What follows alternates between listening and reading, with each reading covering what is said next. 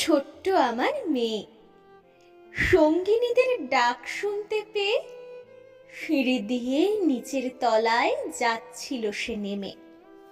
অন্ধকারে ভয়ে ভয়ে থেমে থেমে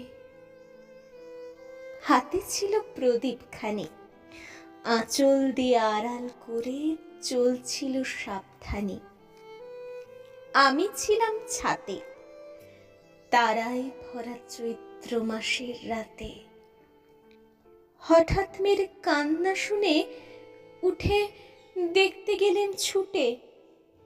সিঁড়ির মধ্যে যেতে যেতে প্রদীপটা তার নিভে গেছে বাতাসেতে। সুধাই তারে, কি হয়েছে বামি? সে কেঁদে কয় নিচের থেকে, হারিয়ে গেছি আমি। তারায় ভরা চৈত্র মাসের রাতে ফিরে গিয়ে ছাতে মনে হলো আকাশবাণী চেয়ে আমার বামির মতোই যেন অমনি কি এক মেয়ে।